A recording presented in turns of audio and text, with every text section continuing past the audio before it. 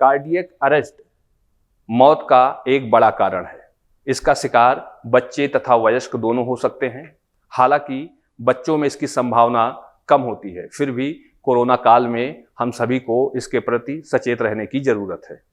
अब हम लोग कार्डियक अरेस्ट बच्चों में और इन्फेंट में फोकस करते हैं, क्योंकि जैसा कहा जा रहा है कि कोरोना की तीसरी लहर आ रही है, जिसमें कि हमारे जितने भी बड़े लोग हैं वो वैक्सीनेट हो चुके हैं, 40 से ऊपर वाले, अब हमारा 18 से ऊपर वाले भी वैक्सीनेट हो चुके हैं। पर अभी जैसे कह रहे हैं कि बच्चों के लिए और इन्फेंट के लिए वैक्सीनेशन, नेजल वैक्सीनेशन आ रहा है, कैसा आ रहा है, तो बच्चे भी वैक्सीनेटेड नहीं है। दूसरे वेरिएंट की भी बात है कि कौन सा वेरिएंट आ रहा है जो कि बच्चों को ज़्यादा इन्फेक्ट कर सकता है। तो बच्चों को भी प्रोसेस तो कोरोना का सेम ही है कि रेस्पिरेटरी ट्रैक्ट के थ्रू जाएगा, और जैसा कि बता रहे हैं कि डिफरेंट वेरिएंट हो रहे हैं, जिसमें कि हमें पता ही नहीं चल रहा है कि उसको खांसी जुकाम हुआ नहीं और उसको कार्डियक अरेस्ट और इन्फ्लेमेशन होके सेप्सिस में कन्वर्ट हो गया, मल्टी ऑर्गन फेलियर में चला गया, कार्डियक अरेस्ट हो गया। तो अगर सपोज किसी कोरोना में और कोरोना से रिकवरी के बाद भी पोस्ट कोविड अगर लो ग्रेड इन्फ्लेमेशन बना रह रहा है तो उसके बाद कार्डियक अरेस्ट हो रहा है। हालांकि बच्चों में जो चांसेस ऑफ कार्डियक अरेस्ट बहुत कम होते हैं, बस ये हमें एहतियात रखना है कि बहुत ही अलर्ट रहना है।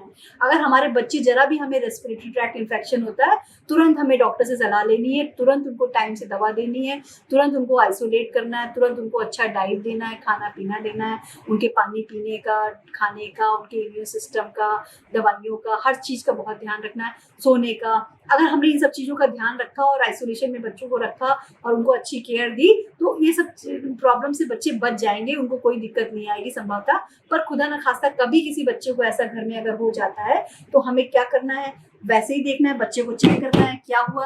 अच्छा, बच्चों के चक्कर में क्या होता है कि बच्चों के चक्कर में हमें एक्स्ट्रा प्रिवेंशन ये लेनी है कि अगर बच्चे को, बड़ों में तो हम धड़कन देखते हैं बंद हो गई, सांस बंद हो गई, तब सीपीआर करते हैं, पर बच्चों में क्या होता है अगर बच्चा पहले से लिथार्जिक हो गया, मतलब अभी सुबह तक तो बहुत एक्टिव था, बात कर रहा था, अचानक एकदम ये चुप हो गया, बात नहीं कर रहा, सांस की गति भी थोड़ी धीमी लग रही, अभी मतलब रिस्पॉन्स कर रहा है लेकिन नॉर्मल से कम हो गया, तो भी हम उसको हल्का सीपीआर दे सकते हैं। सीपीआर देने में कोई दिक्कत नहीं है। इन्फेंट में तो हम बहुत ही ज्यादा ध्यान रखते हैं। तो हमारे बच्चों और इन्फेंट में, इन्फेंट मतलब 1 साल से कम, 1 महीने से 1 साल को हम इन्फेंट कहते हैं।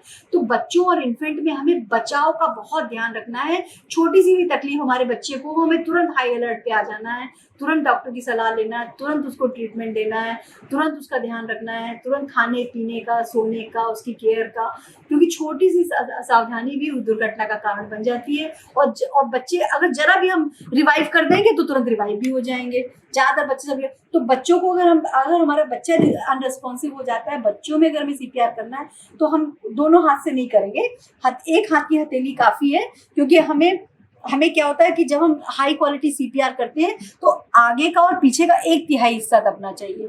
तो बड़ों में तो हम 5 सेंटीमीटर दबाने के लिए दोनों हाथ से करते हैं, लेकिन बच्चों में एक हाथ से ही हथेली से 5 सेंटीमीटर दब जाएगा, क्योंकि बच्चों का शरीर बहुत मुलायम होता है और आगे और पीछे का 1/3 जब दबता है तब इफेक्टिव सीपीआर होता है, तब ब्रेन का सर्कुलेशन और हार्ट का सर्कुलेशन मेंटेन होता है। ये सीपीआर, कार्डियोपल्मोनरी रिससिटेशन को जानना हर व्यक्ति के लिए जरूरी इसलिए है क्योंकि अगर कोई व्यक्ति बेहोश होता है और उसके 3 मिनट के अंदर किसी भी व्यक्ति ने उसको सीपीआर कर दिया तो उसके बचने की संभावना 60 से 70% बढ़ जाती है। और अगर हमने उसको शॉक दे दिया इस एईडी वाली मशीन से तो बिल्कुल समझ लीजिए कि 80% उसके चांसेस बचने के। और अगर उसको सीपीआर नहीं दिया गया तो 3 मिनट के बाद, 4 मिनट के बाद अगर ब्रेन का सर्कुलेशन, वाइटल ऑर्गन का सर्कुलेशन मेंटेन नहीं रहा तो मरीज हमारा इरिवर्सिबल फेज में जाने लगेगा। इसके बाद अस्पताल पहुंचने में अगर हमें 10 मिनट 15 मिनट लग गए और उस दौरान किसी ने उसका सीपीआर नहीं करा तो हम कितने भी बड़े अस्पताल में पहुंच जाएं, अस्पताल में डॉक्टर हमारा कुछ नहीं कर सकता। इसलिए सीपीआर की जानकारी हर व्यक्ति को आनी चाहिए कि क्योंकि हृदय गति रुकने से मरने की चांसेस बहुत ज्यादा है। Number 1 cause of the death है हृदय गति का रुकना। और उससे अगर हर व्यक्ति ये जानता है, हर व्यक्ति को ये जानकारी है कि हम कैसे तुरंत सीपीआर करें और डॉक्टर के पास जाने तक हम उसको सीपीआर करते रहें तो उसके बचने की संभावना बहुत ज्यादा बच जाएगी। तो इस तरीके से बच्चों को हम 5 सेंटीमीटर दबाएंगे, एक हाथ से करेंगे। और यही अगर इन्फेंट है, अगर हमारा 1 महीने और 1 महीने से 1 साल का बच्चा है और ये अगर अनरेस्पॉन्सिव हो जाता है तो हम उसका रेस्पॉन्स ऐसे चेक करेंगे, भैया बच्चे क्या हुआ, क्योंकि अगर ये 3 महीने का बच्चा है, इसको हम थपथपाते रहेंगे, मारते रहेंगे, इसको कुछ नहीं पता चलेगा। तो इसको रेस्पॉन्स चेक करने के लिए हम, तो ये बच्चे पैर चलाते रहते हैं और बच्चा लेथार्जिक हो गया तो बच्चा पैर नहीं चलाएगा, रेस्पॉन्स नहीं दिया। धड़कन हमने चेक करी, धड़कन 10 सेकंड तक नहीं पता चली तो हम तुरंत 2 फिंगर से CPR करेंगे। 1 2 3 4 5 6 7 8 9 10 11 12 13 14 15 16 17 18 19 20 21 22 23 24 20 26 27 28 29 30 और इसको तुरंत माउथ टू माउथ 2 ब्रेथ देंगे। इसके बाद फिर 30 और हमने हेल्प के लिए बुलाया था तो हेल्प के लिए डॉक्टर आ गए भाई साहब। तो भाई साहब से हम कहेंगे आप अम्बुवैक्स से वेंटिलेट करिए और हम तुरंत अपनी पोजीशन को इस तरीके से कर लेंगे। दोनों हाथ को पीछे ले जाएंगे और इस थंब से CPR करेंगे। 1 2 3 4 5 6 7 8 9 10 11 12 13 14 15 और आप 2 ब्रेथ दीजिए। क्या मैम इसके साथ जो हाँ, है 2 दीजिए हाँ 1 2 हाँ 2 और इसमें हल्का सा दबाना है, बिल्कुल हल्का सा राइज करना चाहिए, बहुत ज्यादा नहीं फुलाना, नहीं तो फिर वॉमिटिंग होने के चांसेस रहेंगे।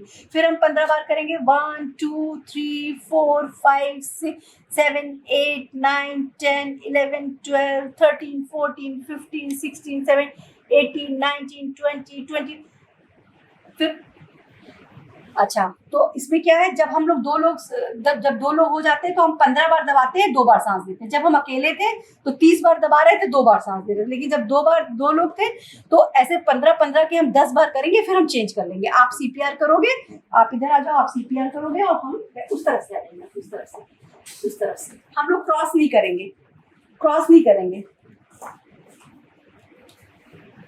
हाँ पूरा हाथ पीछे करिए। 2 3 ये एंटीरियर पोस्टीरियर डायमीटर का 1/3 दबना चाहिए, जो आगे वाला पीछे वाला 1/3 के 4 सेंटीमीटर के अबाउट।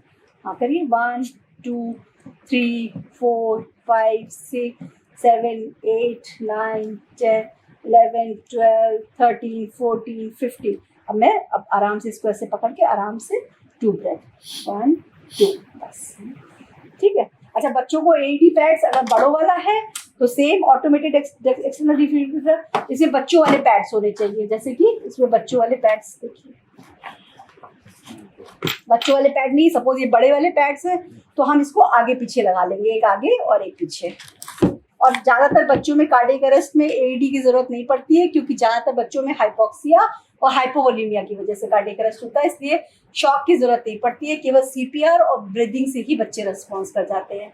तो कोरोना काल हो या कोई भी काल हो, कोरोना काल में तो देखा होगा कि घरों में लोग अचानक कोरोना से तो ठीक हो जा रहे हैं, घर चले जा रहे हैं, लेकिन अचानक हृदयघात होने की वजह से लोगों की मृत्यु दर बढ़ रही है। तो हमें बहुत ध्यान देना है। विशेषज्ञों की माने तो आप जितना जागरूक रहेंगे उतना ही सुरक्षित रहेंगे। वीरेंद्र पांडे, भारत खबर, लखनऊ।